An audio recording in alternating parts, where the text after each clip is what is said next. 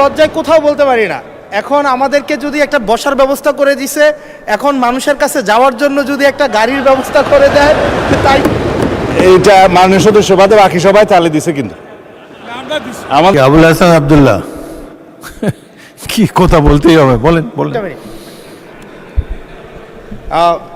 আমি সবসময় হচ্ছে বিভিন্ন মানে বিরোধিতার জন্য দাঁড়াই।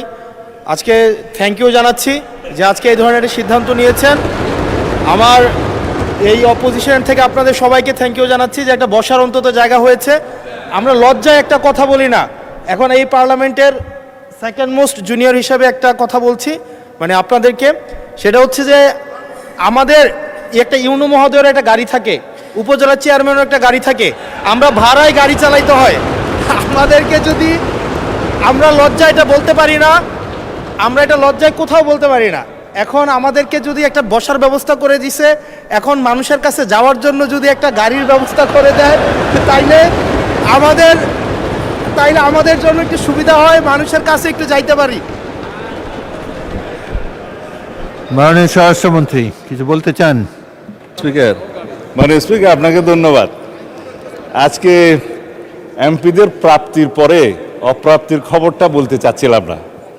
আমাদের মাননীয় প্রধানমন্ত্রী যেদিন সংসদ নেতা নির্বাচিত হয়েছেন, আমাদের পার্লামেন্টারি পার্টি মিটিংয়ে প্রথমেই দুটো অনুশাসন দিয়েছেন যে আমরা এমপিরা এই নতুন পার্লামেন্টে জনপ্রত্যাশা অনুযায়ী আলাদা কোনো সুযোগ সুবিধা নেব না। সেই হিসাবে তিনি অনুশাসন দিয়েছেন। একটা আইন আছে, এটা সংসদ বিষয়ক মন্ত্রণালয়ের অধীনে সংসদ সচিবালয় থেকেই লিড করবে।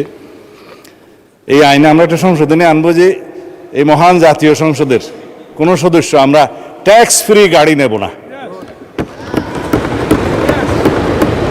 এইটা মাননীয় সদস্য বাদে বাকি সবাই তালে দিছে। কিন্তু আমাদের মাননীয় সদস্য ছাড়া দিছে।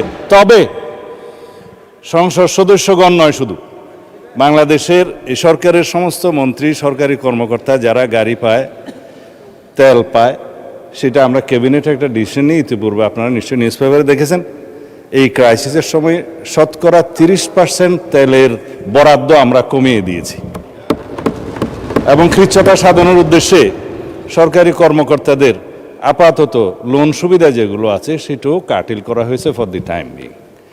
এই সমস্ত এগুলো আমরা সবই জনবান্ধব এবং জনপ্রত্যাশা অনুযায়ী যাচ্ছি, আমাদের মাননীয় প্রধানমন্ত্রীর নির্দেশনা অনুযায়ী। মাননীয় সংসদ সদস্য নিশ্চয়ই অফিস পেয়ে খুশি হয়েছেন, আবার গাড়ি না পেলে নাখুশ হবেন। তো সেই জন্য কীভাবে কি করা যায় সংসদ সদস্যদের যানবাহনের ব্যবস্থা, সেটা আলাদাভাবে আলাপ আলোচনা করে সরকারি দল বিরোধী দল একটা বিহিত ব্যবস্থা করার জন্য আমি মাননীয় প্রধানমন্ত্রীকে অনুরোধ জানাচ্ছি। ধন্যবাদ মাননীয় স্পিকার।